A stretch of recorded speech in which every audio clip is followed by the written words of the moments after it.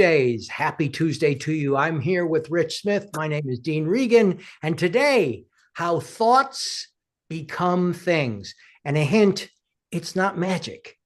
It's the law. It's just the way it works. So that's what we're talking about today, how the law works. And Richard, why are you dressed up like you're out of the Well, 60s? here's the thing. I'm just really confused. I went through a time machine, and all of a sudden, I ended back up in the '60s when I was like, 50 years younger. And I looked in the mirror, and I'm going, "What the heck What is the going on here?" So, anyways, that's it. I you're have look, no idea. I have you're no looking idea very how it all happened. 60s. You're looking very 60s, and we'll have a story about that later. Yeah. So the idea is that we're talking today about how life works. And we're only here for about 20 minutes. So we're going to give you an overview. We're going to discuss it more in the inner circle with a bunch of folks who actually really have used and experienced this stuff. Looking forward to it. But the idea is that there is a universal law, and there's a process for how thoughts launch in their energy into that universal law, and things come out of it, not just manifestations, but experiences, other vibrations come from it. And in science of mind, there's a it's very much like the idea of taking a seed, putting it in the soil, and out comes a plant. If you put in sunflower seed thoughts, great, out comes a sunflower seed plant. If you put in sunflower seed thoughts and want a pumpkin tree, you're not going to get that. You're putting the thoughts into that subjective, what we call the subjective consciousness, that soil, that fertile soil of creativity. I love that. And it goes in, it percolates, and it comes out as our experience in life, whether that be relationships, our body temple, the world we live in, the home we live in, our abundance. All of this is a manifestation of thought, including things, and we'll get to this in the inner circle, like wars and all kinds of stuff, peace, all kinds of stuff, birth, all kinds of stuff. That's what comes through this manifestation. So it's like this intention, understanding goes into the law, and out through this divine flow comes manifestation. Exactly. So it It's works. I always look at it, with my infinite filmmaker teachings that you write it, the seed is your script that you're writing. Every time you speak a thought, speak a word, have a thought, take an action towards something. That's planting the seed, what you call the seed in the garden. Well, it's the infinite filmmaker picks up on that screenplay that you're writing every time you're acting upon something, and then it creates out of that, and then you get the movie of your life. Hopefully that explains it too. absolutely, it's a great metaphor. It's a great metaphor. We're whether you're whatever we're doing, we're composing, we're writing, we're experiencing, we're intending our life, and we use the medium to create that intention, our thoughts. And we're talking about thoughts.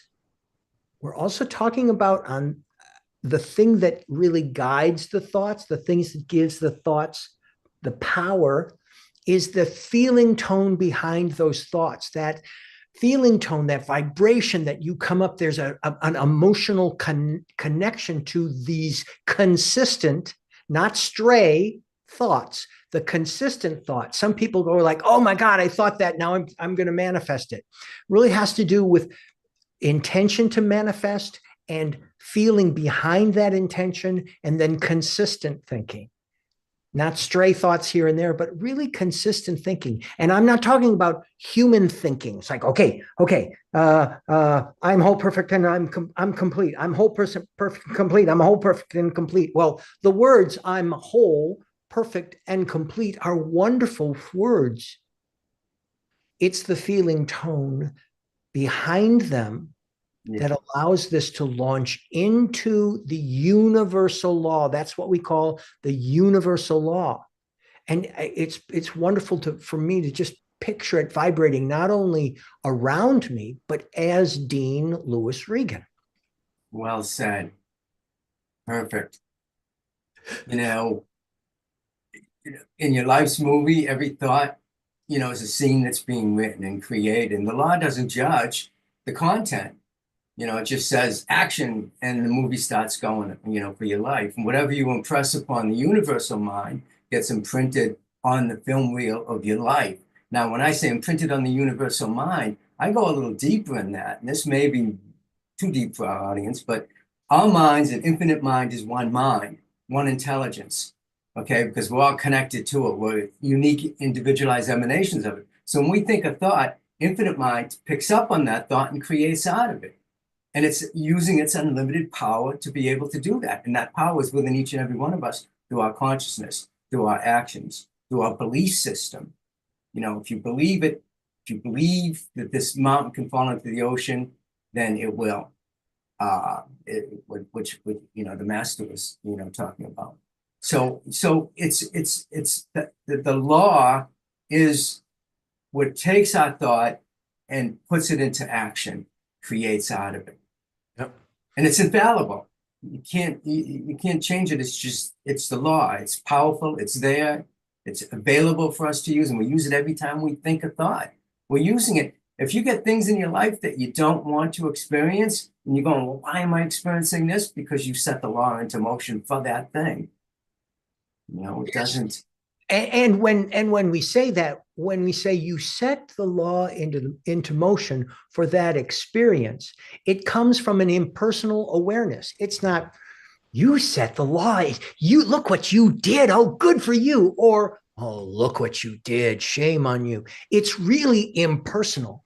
It's like I took a seed, I put it into the soil. Whether the soil likes me or not is not something that comes into play or not. There's no judgment involved. It just plants, you water it with additional thoughts, with that intention, the emotion behind it. There's a little bit more involved in this. I see the thoughts as being nurtured through love, through an intention for creativity, through an intention of oneness, and they manifest. Now, if you put them in an intention of separateness, resistance, they also manifest as separateness or the appearance thereof and resistance. There is only one intelligence. But if you are going to create something through your fear, doubt, worry, you can create something that seems out of alignment. It's just what you put in comes out. What you put in with feeling and consistency comes out. And the metaphor that you use, the seed in the soil. If you plant an apple seed, you're going to get an apple tree. You're not going to get an orange tree. Yep. Okay. It's like whatever seed you plant in the movie of your life, you're going to get a love story. What kind of genre do you want to create in your movie? A horror film, a love story, a mystery? What is it that you want to create in your life? Plant that seed so you can get that. So you don't get the apple tree. You don't get an orange tree from an apple seed. You're going to get an orange. You're going to get an orange tree. And it's the same thing with the movie of your life, as you say, or that symphonic awareness. I move in terms of music and that symphonic awareness, that symphonic expression of life. You've got this sense of being able to play the music that brings you joy. You put it into the law and it brings you. And as Rich said, this infallible, it brings you something that it can be even greater than what you have put in. For the infinite intelligence is working on our behalf. I believe the infinite intelligence is always conspiring for my good, always conspiring for my good. And like what you were saying, Rich, when you write the movie of your life, what about the movie whose topic is abundance? If you write whatever you're writing about the movie of your life, or whatever symphonic awareness you're bringing into your life of abundance, Plenty of abundance, not so much abundance. Yeah. Whatever you bring into your life in this consistent thought and the feeling, there's a lot of feeling sometimes on the human level about money. There's a lot of feeling going on about that. So you bring on this feeling of, okay, I don't have enough, but I want more. I don't have enough, but I want more. I want more because I don't have enough. And that tension brings you an experience, a script or a symphony that has a low experience of abundance. Yeah. So you open up that top, you open up the idea, you open up the music or that story that you're writing, and you create this abundance experience through the feeling tone of what you intend for yourself. And it's an inside job. If you want to Yes. create more abundance in your life, become abundant. If you want to create more love in your life, become loving. If you want to create more joy in your life, become more joyful. And then all of a sudden, it'll just appear in your life. Yeah. And so, it's what do you want to aim your camera at, in the movie called Life? Lack, limitation, fear, frustration. Well, guess what? What kind of a scene is going to show up in your movie? Fear, lack, limitation. But when you shift to trust and gratitude and you're on purpose, you call in the scenes that are filled with love and synchronicity and joy and growth. And it's just like, who said it? I heard Reverend Michael say it. You have to become the thing that you want to experience. You have to feel it inside, get in, like you said, in the feeling tone of that thing you want to experience. Are you talking about lack and limitation? Are you talking Become the about thing that you want to experience, which brings us back to Richard. So, Richard, what is the thing that you are wanting to experience? What is that beingness that you are wanting to experience that is reflected? And I'm not kidding here because it is. I know the story here. It is reflected. What is being reflected in the way you showed up to News Thought Tuesdays today, dressed as a 60s DJ with all. there you go. Coming to you from the 1960s. Woodstock. So listen, but here's the thing. There's a lot of unrest going on right now politically in this country. And I want to bring more peace and joy and harmony. Well, like we said, whatever you have to become the thing you want to experience. If you want to experience more peace and harmony in your political environment, in your country, you want to see freedom rather than authoritarianism. You want to see more of a democratic, you become that. And so I put together a coalition, spiritual coalition for entertainment professionals, you guys out there that are in the entertainment business. And we get together every weekend and we go to not protests, but rallies. And, lately I've been going and I got a new boom box and I play the 60s Woodstock music and I got my sign up there and I just sit down and people come around me and we start talking about how do you create more peace in this world? Because it's the healing of the soul of America. I believe that we need to in order to fight this with, people are looking at it like it's a fascist takeover of the government. We need more peace and see it in a different way. And then it will become that. We have to heal the soul of America. We have to find more love and compassion and acceptance and peace. And when we do that, we experience that, everybody around us will start to experience that. And that's what my coalition is all about. To get people, I dress like the 60s, the whole love, free, freedom. Back in the 60s, yeah, peace. Back in the 60s, we're fighting what? The Vietnam War and Tricky Dicky. And now we've got wars going on and we've got political, things going on that just and we have peace going on all over the world. We have love happening everywhere. Every instant there is new birth coming into. I'm beginning to sound like Esther Hicks. Every minute there's a new baby born, a new grasshopper born. There is plenty of peace. Now, I'm in complete agreement with what Richard is saying as far as his intention behind this.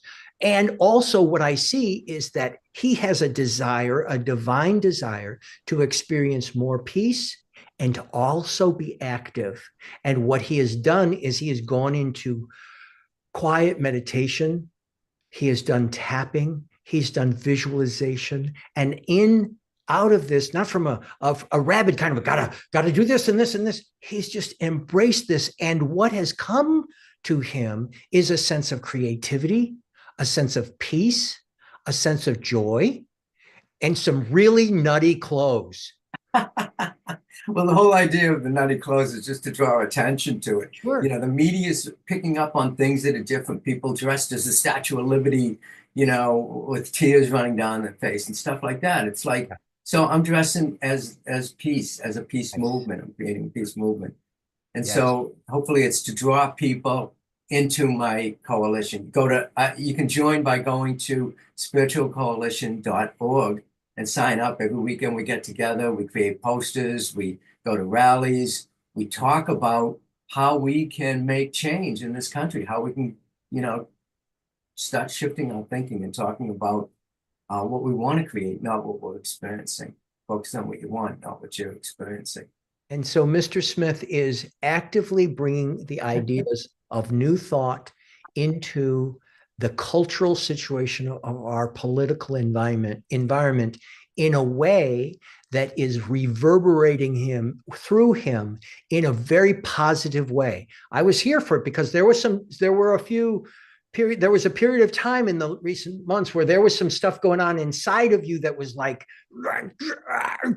and it's like what you discovered in this pushing against, in this anger, in this concern, in this fear, doubt, worry, unfolded into a sense of more trust and more truth and your own identification with it. And that's the law working. That's what we're talking about. Happens within us, as us, through us, and it comes out in any kind of wonderful ways. Yeah. And the law is infallible. You can't change it. It just takes what you give it and it creates out of that. Yep.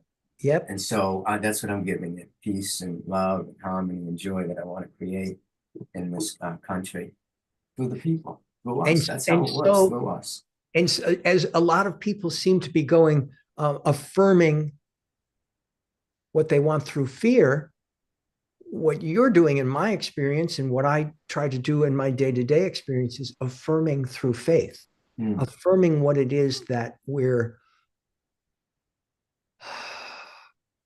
desiring to experience and express more consistently in our life. And what one of the things we were talking about, you don't put in an apple seed and expect an orange tree, but you don't put in an apple seed and then wait a couple of days and pull it out to see if it's growing. Yeah, you trust. You leave that in there, you surrender to it, you allow it, you nourish it, you allow the law to work through. So if you've got an idea, nourish it, love it, follow it, and allow it to blossom. Yeah. Follow your dream. If you have been given a dream, then you've also been given the power to create it using the law. Yep. Infallible law, unchangeable. And keep using your spiritual tools, please. That whole sense of visualization, meditation, tapping, affirmations, prayer, gratitude, and yes, forgiveness. Yeah. I was talking a little bit like Esther Hicks earlier. I got a quote here from the Abraham source, in that the law of attraction is responding to your vibration, not your words. Your words are pointing toward what it is that you're intending to vibrate. Your vibration is the one that the universe is really paying attention to, not the words. I'm whole, perfect, and complete. I'm whole, perfect, and complete. That's just lip service on top of the soil. It's not even getting the seed in. If there's got to be that feeling tone of what it is your intention is, from a place of trust and truth. And that's what we're going to do in the inner circle. Get in the feeling tone. What do you got planned for the inner circle? Well, we're going to different methods that we're talking about. We're going to do a little tapping today in the inner circle. Awesome. I'm all about tapping. Love that tapping stuff. So we will see you. Thank you, thank you, thank you. See you next week for New Thought Tuesdays. It is a pleasure and a privilege and an honor to be here. Thank you, Richard.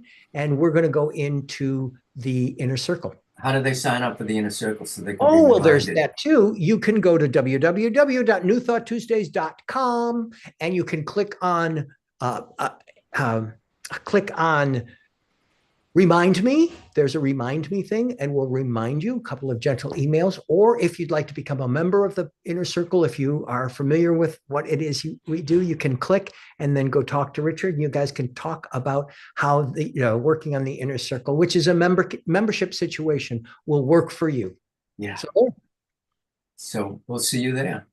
Okay. See you later. Okay. Take care.